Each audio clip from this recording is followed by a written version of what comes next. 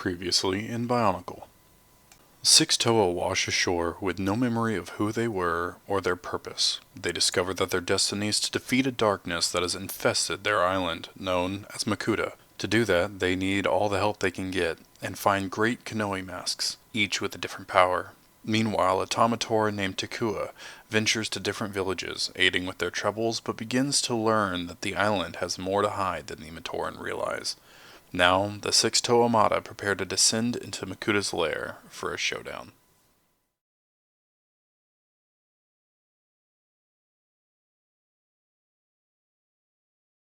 After returning to Takoro, Takua finds the situation growing increasingly desperate.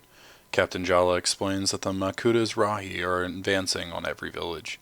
Communication with the northern outpost has been lost, and the Toa have vanished on a mission to Kininui.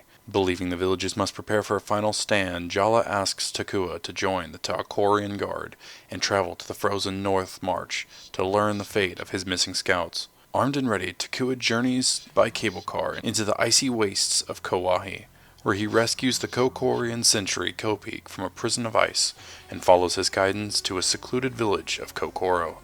There, he learns of Turaga Nuju's wisdom and sets out into the deadly blizzard to find Nuju's translator, Matoro. Lost in the freezing drifts, Takua is rescued just in time by Matoro to witness Toa Kopaka defeat a voracious Muaka using the powers of several Kanoe masks. Returning to Kokoro's sanctum, Matoro translates Nuju's prophecies, revealing that the six Toa will soon unite into the legendary Toa Kaeda to confront Makuta. Until then, the Matoran must defend their villages without their heroes and form an alliance to aid the Toa in their final quests. Recognizing Takua's importance to Matanui's destiny, Nuju entrusts him with delivering a message to every Turaga, calling upon the villages to prepare for the coming battle and unite against the darkness.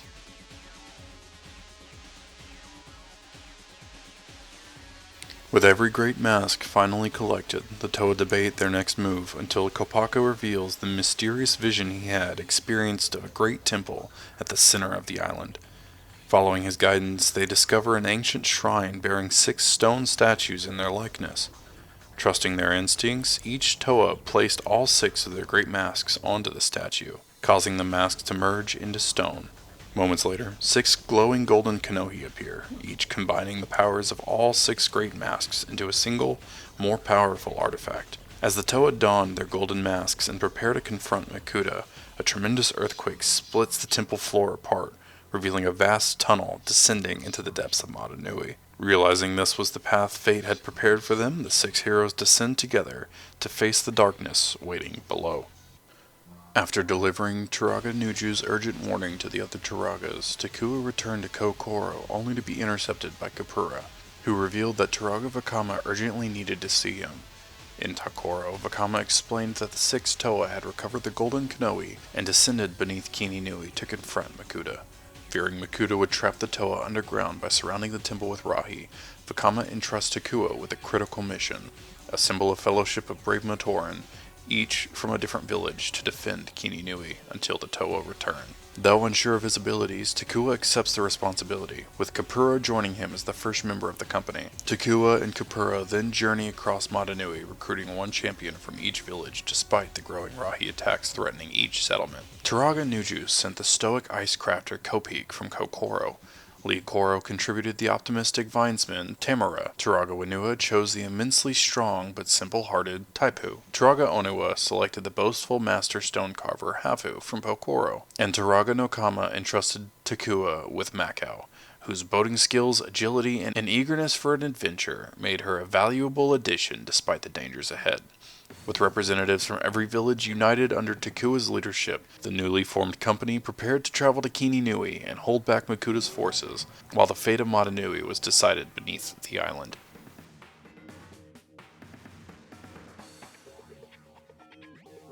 The six Toa descend through the tunnels beneath Kininui, determined to confront Makuta. They soon discover a massive iron door they believe leads to his lair, but before they can enter, they are ambushed by two enormous manas, powerful crab-like Rahis that the Turaga had warned them no single Toa could defeat. Rather than fighting recklessly, the Toa work together on a coordinated strategy.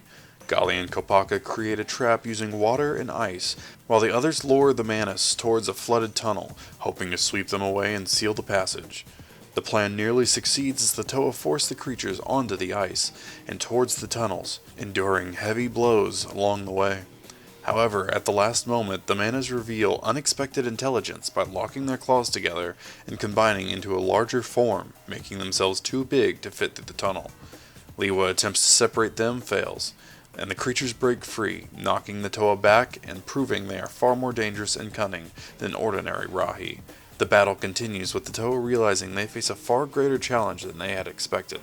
The chronicler gathers a diverse company of Matoran from every village, and they journey together to Kininui by following a hidden route behind Gakoro's waterfall. Along the way, each member of the group uses their unique talents to overcome obstacles. Maku pilots them through the underground waterways. Tamaru fashions a vine bridge across a chasm. Taipu and Hafu clear a rock slide, with Hafu proudly carving a giant statue of him in the process, and Kopit crafts an ice key to unlock the ancient gate of ice. Their teamwork allows them to reach the sacred valley despite Makuta's attempts to block their path. As the battles with the Manas turn against the Toa, Kopaka saves an injured Tahu by freezing the ground to slow one of the creatures, allowing Liwa to pull Tahu to safety. Gali realizes the Manas are too powerful to defeat by conventional means and urges a retreat, but Tahu insists they remain united, his words reminding Kopaka of a mysterious vision he had received earlier. Comparing their memories, Kopaka and Gali realize they both saw a prophecy that spoke about the Toa uniting. Only through this union could they overcome their enemies. Though reluctant to surrender his individuality, Kopaka accepts that the prophecy is their only hope. Gali convinces the others, and Onua and Pohatu briefly hold back the Manas by collapsing part of the cavern ceiling. With no better option, the six Toa agree to trust the prophecy. They divide into two groups of three, Kopaka, Gali, and Liwa, and Tahu, Pohatu, and Onua. As the trio lock eyes, they merge into powerful Toa Kaeda, preparing to face the Manas with their combined strength. The chronicler and his company defend Kininui from relentless waves of Rahi. Each Matoran reflects on their strengths and weaknesses against each kinds of Rahi as they fight side by side. Between battles, the chronicler experiences visions of the Toa below, witnessing them fulfill the ancient prophecy by merging into two Toa Kaeda, while the defenders above struggle to hold the temple against the increasingly overwhelming attacks. The fused Toa Kaeda proved far more powerful to the Manas than the individual Toa had been. Akuma uses his combined powers of fire, earth, and stone to trip the Manas onto an island surrounded by molten lava, while Ruara combines fire, water, and air to unleash a concentrated freeze blast that immobilizes them. Rather than destroy the creatures, the two Kaeda remove their masks controlling them and cast them into the lava, freezing the Mana's influence from Makuta. Akmai then seals the battlefield, leaving the cavern peaceful once again. With the Manas defeated, the fusion ends naturally, and the six Toa return to their individual forms. Though disoriented at first, they realize the incredible strength they had gained by working as one. Gali celebrates their success, noting that together they accomplished what none of them could alone, reinforcing the power of unity before they continue their mission against Makuta. The battle grows desperate as the company's members become exhausted and the Rahi threaten to overrun Kininui. Just when defeat seems inevitable, reinforcements arrive. Kongu and the Kahu riders swoop in from the skies.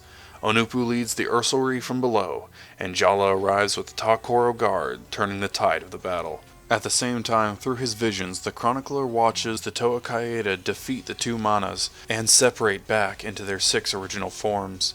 Before pressing on, Toa Gali uses her psychic connection to the chronicler, asking him to follow them down into Makuta's lair.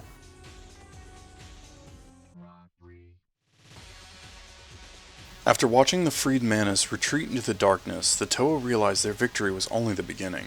Uneasy tremors and strange noises echo through the cavern, convincing Onua and Pohatu that Makuta himself is still nearby. As the Toa search the shadows, a mysterious voice begins taunting each of them, mocking Tahu's temper, Pohatu's caution, and claiming that the Toa will ultimately defeat themselves rather than be defeated by Makuta. Tahu charges recklessly at a shadow but strikes only empty air, proving that Makuta is manipulating them from hiding rather than confronting them directly. Before the Toa can understand what Makuta means by his cryptic warnings, Gali spots a dark figure rushing towards Tahu with a sword. The Toa are each confronted by shadowy doubles created by the Makuta, each mirroring their appearance, powers, and deepest flaws. Tahu battles a fiery counterpart that taunts his anger, provoking him into reckless attacks that endanger his teammates. Gali's double mocks her wisdom while struggling off her water attacks. Pohatu's enemy questions the value of his loyalty. Liwa struggles against an equally agile foe, who effortlessly counters his wind powers. Kopaka finds his precise tactics matched move for move, and Onua discovers that even his immense strength cannot overpower his opponent. As the battle continues, every strategy the Toa try only seems to strengthen their enemies, or create new dangers for one another. Their individual attacks disrupt the battlefield and interfere with their allies, leaving them locked in a frustrated stalemate. Onua realizes that even if one Toa fails, the entire team can be defeated. But despite his desperate efforts to break the deadlock, Makuta's Shadow Warriors continue to press the attack. Kopaka discovers that trying to defeat his own Shadow Devil only makes the enemy stronger, as freezing it causes it to shatter into countless smaller copies. Realizing the battle is unwinnable if each Toa fights their own reflection, Onua has insight. The Shadow enemies perfectly counter their individual counterparts, so the only way to win is by fighting together. Pohatu immediately puts the idea into action by burying Tahu's shadow beneath falling rocks, freeing Tahu to destroy Gali' shadow with fire. Gali then washes away Onua's shadow, Onua traps Liwa's in a pillar of earth, and Liwa creates a whirlwind that gathers Kopaka's ice shards so Tahu can melt them into steam. With only Pohatu's shadow remaining, Kopaka freezes the battlefield beneath it, sending the shadow sliding into Tahu's pool of lava, where it is destroyed. Exhausted but victorious, the six Toa realize they have overcome Makuta's trap, not through individual strength, but through teamwork and trust in one another. Though they celebrate this hard-earned victory, Onua reminds them and the others this was only one battle, and they all sense an even greater confrontation with Makuta lies ahead.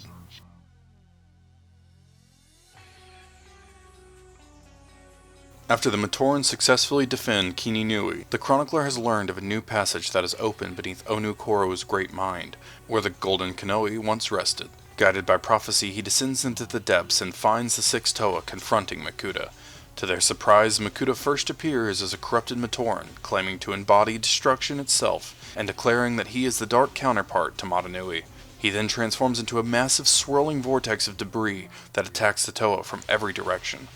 Realizing only unity can prevail, the six Toa combine their elemental powers into a single overwhelming assault, causing the vortex to collapse and the Makuta to vanish before the Toa are teleported back to safety at the surface. Left behind in the depths of Motunui, the chronicler discovers a vast chamber filled with mysterious pods, accidentally awakening strange creatures that pursue him. While fleeing, he remembers the golden chisel he had carried throughout his journey and inserts it into an ancient device, which surrounds him with a protective energy and carries him safely back to the surface. Finding himself on the beach, Vakama greets him, revealing that although Makuta has been defeated, the prophecy has changed and now an even darker threat lies ahead. Still, Motunui celebrates its victory, and Vakama honors Takua as one of the island's greatest heroes, recognizing that the once mistrusted wanderer has earned a place alongside the Toa in the legends of Motunui.